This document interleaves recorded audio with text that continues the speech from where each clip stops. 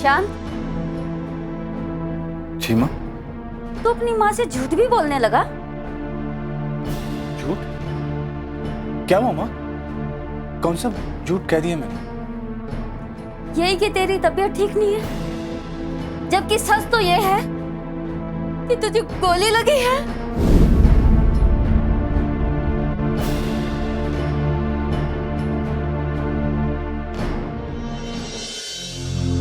अगर आप बुरा ना माने तो क्या मैं जान सकती हूँ कि उनके साथ क्या हुआ था? हमारी भी एक बेटी थी, बिल्कुल तुम्हारी तरह। हमने बड़ी धूमधाम से उसकी शादी की थी, सब ठीक था, 2 बच्चे हुए और फिर अचानक उसके पति से उसकी खटपट होने लगी और वो इन सब चीजों से बहुत तंग आ चुकी थी। एक दिन वो अपना घर बार छोड़कर हमारे साथ आकर रहने लगी। इस बात से गुस्सा होकर उसके पति ने उसको तलाक का नोटिस भेज दिया और वो इस सदमे को सहन ना कर सकी।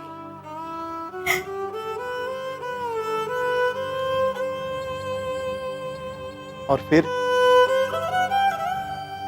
एक दिन वो चिट्ठी लिखकर अपने बच्चों के साथ कहीं चली गई। बहुत ढूंढा हमने, निशांत ने भी पागल की तरह ढूंढा, पुलिस की भी मदद ली,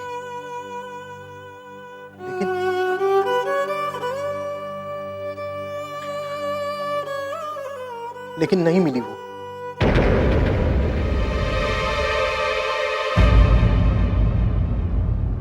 पता नहीं उसे जमीन खा गई या आसमान निगल गया।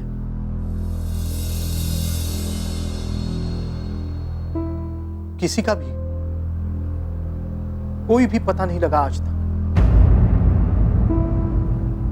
बेटी, मेरा बेटा बहुत ही भावुक है। तुम्हारी कहानी सुनकर उसे लगा होगा कि कहीं तुम भी। आई एम सॉरी माँ जी, मुझे इन सब बातों का बिल्कुल पता नहीं था, नहीं तो मुझे बहुत अफसोस है। बेटा तुम बार बार माफी मत मांगो, जो हुआ उसमें किसी का कोई दोष नहीं। हम यहां तुम्हें शर्मिंदा नहीं बल्कि तुम्हें धन्यवाद करने आए हैं, क्योंकि तुमने हमारे बच्चे का हॉस्पिटल में बहुत अच्छे से ख्याल रखा। ये तो आप लोगों का बड़प्पन है जो आपने मुझे माफ कर दिया है। ठीक है बेटा। बच्चे दिखाई नहीं दे रहे? स्कूल गए। अच्छा हम चलते हैं। अरे ऐसे कैसे, चाय तो पी के जाइए। अब फिर कभी, आज हम तुमसे मिलने आए थे। अब तो हम यही रहेंगे बेटा, घर पे आते जाते रहना, हमें बहुत अच्छा लगेगा। जी अब हम चलते हैं।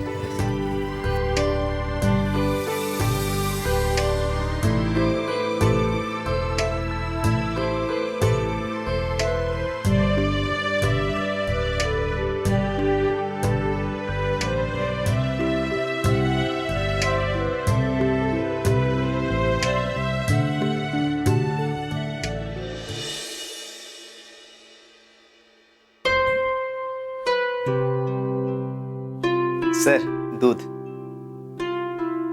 दूध? लेकिन मैंने अभी भी तो नाश्ता किया है। सर वो माँ जी ने कहा है तो। माँ भी ना? कहाँ है माँ? पूजा कर रही है फिर खाना बना रही है? वो तो मुझे नहीं पता सर, शायद आपके मौसी के यहाँ गई हो। सवेरे सवेरे मौसी जी के यहाँ पे? अच्छा गोपीचंद, तुम ये फाइल्स कुछ देर में ऑफिस छोड़ के आना, और गुप्ता जी जो पेपर्स देंगे वो लेके आना, ठीक है? ठीक है सर। सर ये दूध यहाँ पे रख दो।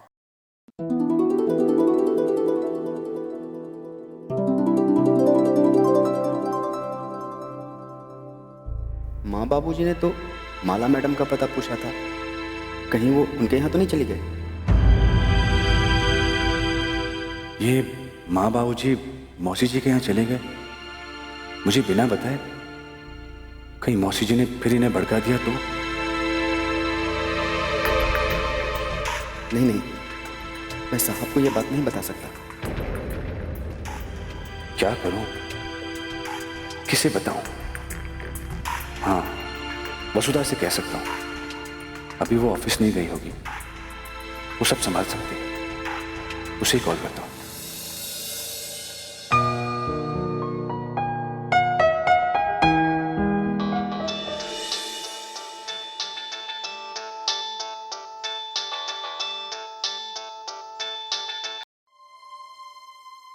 हेलो। हेलो वसुधा, मैं निशान बोल रहा हूं।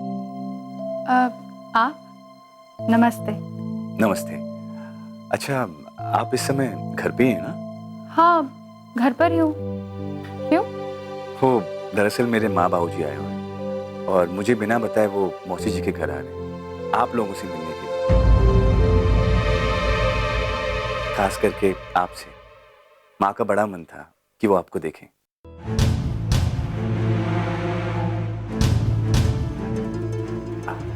हेलो, आप चुप क्यों? देखिए, मैं जानता हूं कि मौसी जी ने आपको कुछ कहा है इस घटना को लेकर, लेकिन आप चिंता मत कीजिए, मैं उन्हें समझा दूंगा। नहीं नहीं, वो बात नहीं है। वो क्या है कि प्लीज आप सफाई मत दीजिए। मैं जानता हूं कि गलती आपकी नहीं, मौसी जी की। मैंने तो सिर्फ इसलिए फोन किया था कि आप मौसी जी का स्वभाव तो जानती हैं ना, तो कहीं माँ बाबू जी के सामने आपकी और माला जी की बात न करें, तो प्लीज जरा मामले को संभाल लीजिएगा। लेकिन भाई साहब, अभी मैं घर पर नहीं हूँ। घर पर नहीं है? लेकिन अभी तो आपने कहा कि आप घर पर ही हैं। वो मैं उस घर पर नहीं हूँ। मैं यहाँ अपने मायके, अपने घर पर हूँ। आप मायके में हैं? लेकिन माँ तो खास आपसे मिलने आ रही हैं, आपको मुंह दिखाएगी गिफ्ट देने के लिए। और मौसी जी ने भी हमसे कुछ कहा नहीं। वो मैं कल सुबह ही आई हूँ। कल सुबह? लेकिन कल जब हमारी मौसी जी से बात हुई तो उन्होंने कहा कि आप ऑफिस में हैं, काम कर रही हैं। उन्होंने ये भी कहा कि ऑफिस में काम ज्यादा है, इसलिए आप हमारे घर पे नहीं आ सकी। मुझे नहीं मालूम उन्होंने ऐसा क्यों कहा। देखिए वसुधा, इट्स अ रिक्वेस्ट, आखिर बात क्या है? आप मायके में हैं, मौसी जी हमसे झूठ कह रही है, आखिर हुआ क्या? भाई साहब प्लीज, मैं इस बारे में बात नहीं करना चाहती। देखिए, मैं समझ सकता हूँ, लेकिन प्लीज बताइए मुझे, कहीं मेरी वजह से मौसी जी ने आपको तो... नहीं नहीं, ऐसी कोई बात नहीं है। मैं तो यहाँ बस अपनी माँ और भाई बहनों से मिलने आई हूँ। अच्छा, अब रखती हूँ। हेलो।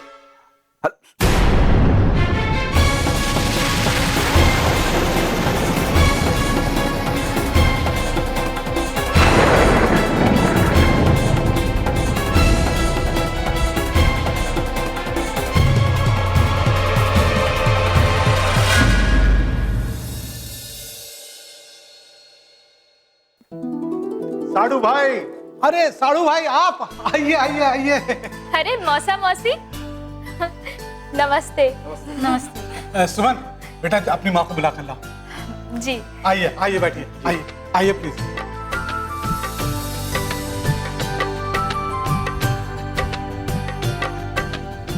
और बताइए, कैसे हैं आप लोग? एकदम ठीक है भाई साहब। आप लोगों से बहुत दिनों बाद मुलाकात हो रही। आप लोग तो अमर की शादी में नहीं आ पाए थे। आना तो बहुत चाहते थे, लेकिन क्या करें, जिस घटना की वजह से नहीं आ पाए आपको तो पता ही है।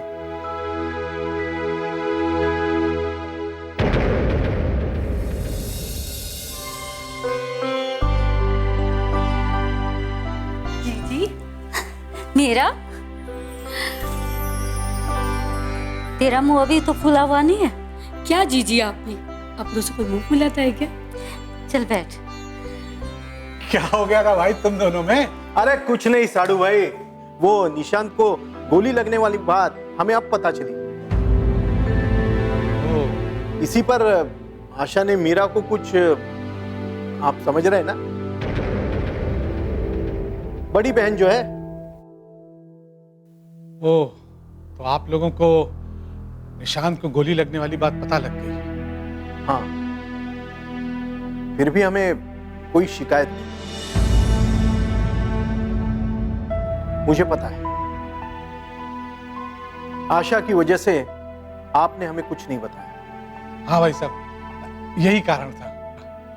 अब मैं आप लोगों के लिए चाय नाश्ता लेकर आती हूँ। अरे बेटा रहने दे, अभी तुरंत भगाएगी क्या? अभी आए हैं, आराम से जाएंगे।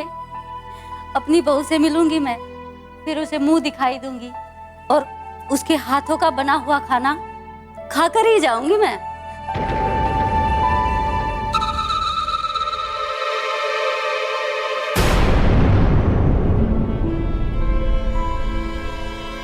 मैं भी तो देखूं मीरा कैसी बहू लाई है अमर के लिए। क्यों मीरा? हाँ हाँ, क्यों नहीं, पर अरे भाई ये पर वर बाद में। सुमन बेटी, जा तू पहले बहू को लेके आ।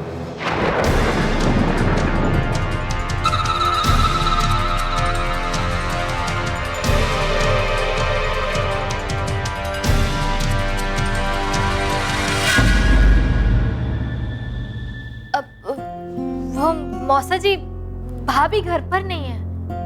नहीं है? तो क्या वो आज फिर ऑफिस चली गई?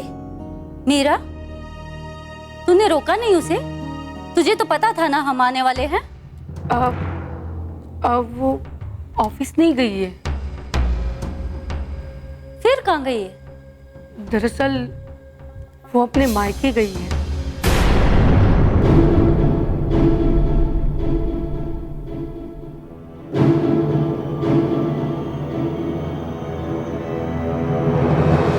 मायके?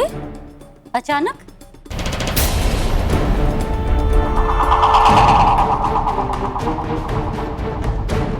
कल तो तुमने कहा था कि वो ऑफिस गई है, फिर आज? अचानक जाना पड़ा उसे, सुबह ही गई है। दरअसल उसकी माँ की तबीयत ठीक नहीं है ना, इसीलिए जाना पड़ा।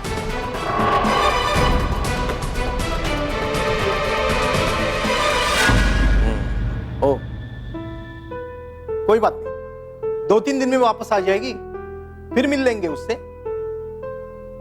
मीरा, तूने उसे बता तो दिया था ना कि हम आए हुए हैं?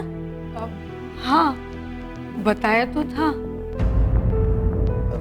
सुमन, बहू तो है ही नहीं, नहीं तो उसी के हाथ की चाय पीते। थोड़ी देर बाद तुम ही चाय बना लेना। जी। अरे भाई साहब, हम तो सुबह से आपका इंतजार कर रहे थे कि कहाँ रह गए साड़ू भाई, अभी तक आए क्यों नहीं? आपका इंतजार कर करके अमर भी अभी ऑफिस गया है। हम तो माला के यहाँ गए थे उससे मिलने। माला के यहाँ? किस लिए? ये बोलने के लिए कि वो दोबारा ऐसे पचड़े में मेरे बेटे को ना डाले। अच्छे से समझा दिया है उसे, वो माफी भी मांग रही थी।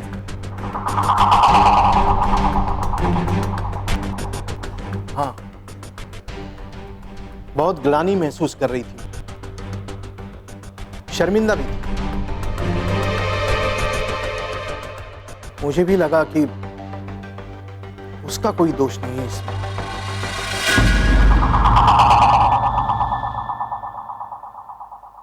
एक घटना होनी थी जो हो गई। हाँ मीरा,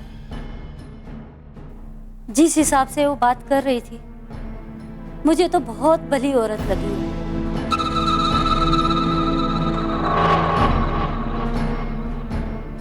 बच्चों के साथ अकेली रहती।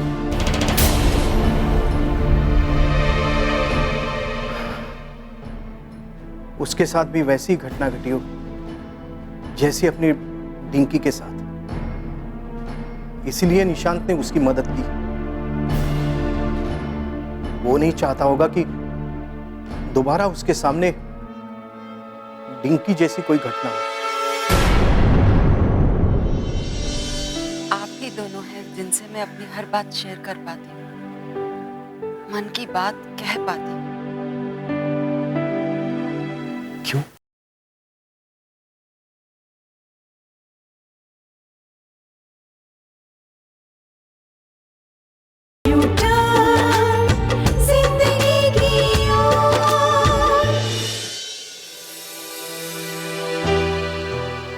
ये अचानक से बाहर जाने का प्रोग्राम कैसे बना लिया आपने?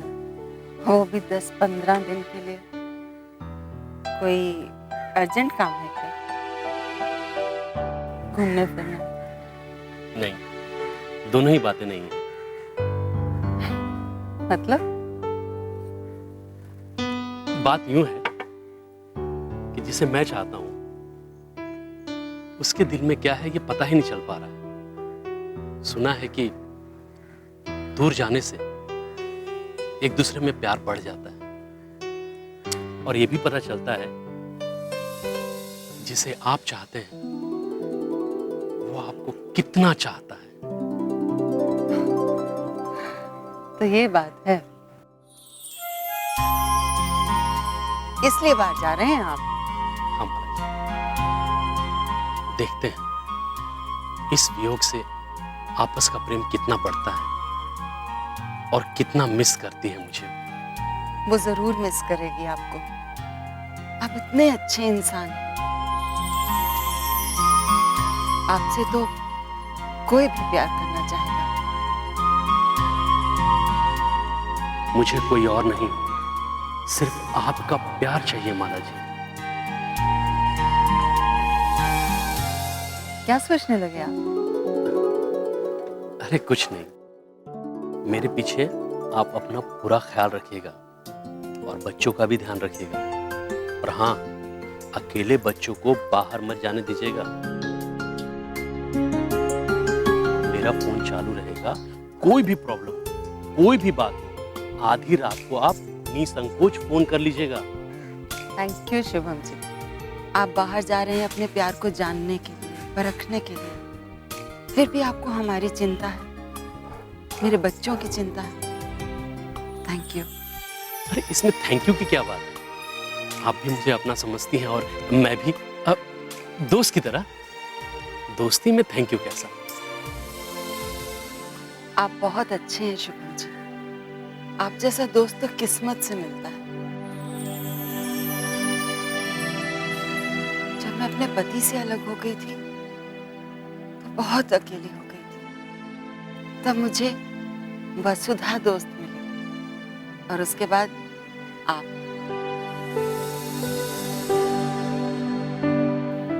ही दोनों हैं जिनसे मैं अपनी हर बात शेयर कर पाती हूँ, मन की बात कह पाती हूँ। निशान जी भी तो हैं, वो भी तो आपके दोस्त हैं। हाँ, पर वो इतने क्लोज थोड़ी हैं जितने आप। आप तो हमारे घर के फैमिली मेंबर की तरह, जबकि निशान जी, उनसे तो कुछ ही दिनों की पहचान है मेरी। चिराग को बचाने में उन्होंने मेरी मदद जरूर की, लेकिन जितना साथ आपने दिया है, और वो भी निस्वार्थ भाव से, उतना साथ कोई नहीं दे सकता। आप मेरे लिए सबसे अलग हैं शुभम जी, सबसे बढ़कर। आपके आने से, आपसे बातें करने से मुझे बहुत हौसला मिलता है शुभम जी।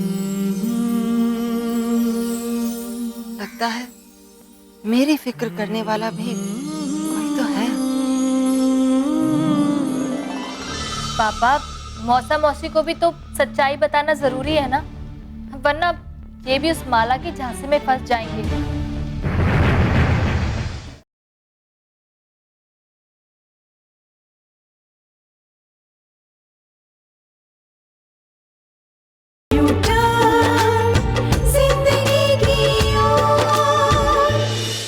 लगता है मेरी फिक्र करने वाला भी कोई तो है। जितना भरोसा मुझे आप पर है ना, उतना किसी पर नहीं। आप इतने दिन नहीं रहेंगे तो मैं भी मिस करूंगी आपको। ये सब मैं क्या सुन रहा हूँ? मेरे बारे में माला जी ऐसे सोचती हैं, इतना भरोसा करती हैं मुझ पर, मुझे मिस करेंगी ये? मैंने तो सोचा था वो निशांत। क्या करूं भगवान, जाने का प्रोग्राम कैंसिल कर दूं क्या? आप फिर से किस सोच में डूब गए? यही कि मेरा बाहर जाने का फैसला ठीक तो है ना? फिर आप भी मुझे मिस करेंगी? मेरी छोड़िए, उसकी सोचिए जिसके लिए आप बाहर जा रहे हैं।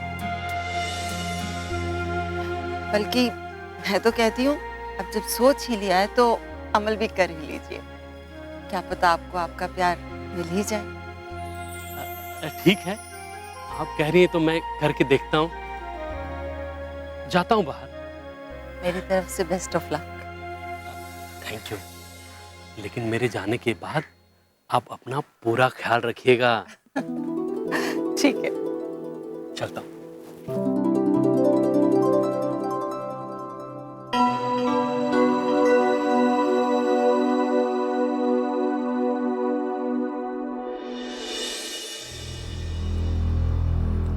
जीजी, आपसे एक बात कहूं? हाँ, वो माला है ना, जो आपको इतनी भोली लगती है, इतनी भोली वो है नहीं। अंदर से कुछ और बाहर से कुछ और है।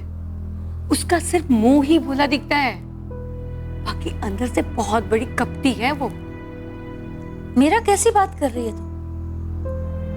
मुझे तो ऐसा कहीं से भी नहीं लगा। मुझे भी नहीं लगा। उससे बातचीत करने से वो एक सुलझी हुई और समझदार औरत लगी। समझदार तो वो है ही मौसा जी, तभी तो अपनी भोली भाली बातों में वो दूसरों को बेवकूफ बना देती है। तुम कहाँ माला की बात लेकर बैठ गए? किसी के बारे में ऐसे बिना सोचे समझे नहीं बोलना चाहिए। पापा, मौसा मौसी को भी तो सच्चाई बताना जरूरी है ना, वरना ये भी उस माला की झांसे में फंस जाएंगे।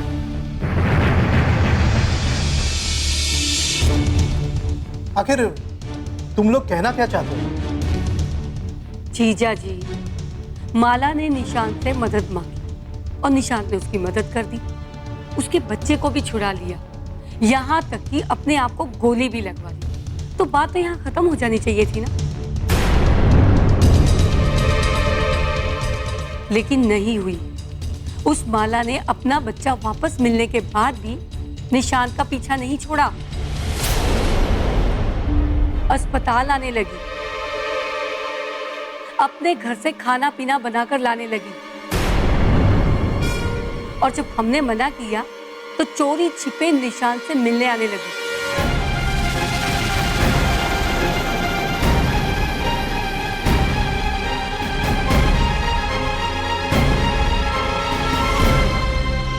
जो उससे इतनी हमदर्दी है तुझे, तो डिंकी की घटना को माला से जोड़ रहा है? तुझे लगता है कहीं माला भी डिंकी की तरह? आप उसे माफ कर दीजिए। गलती एक हो तो माफ करो। उसने इतनी गलतियां की है कि मैं तो गिनती ही भूल गई हूँ। मैंने सोचा कि निशांत मेरे समझाने से समझ जाएगा, लेकिन पानी जब सर के ऊपर से गुजरने लगा तो मैंने तो तुरंत जीजी को फोन लगा दिया।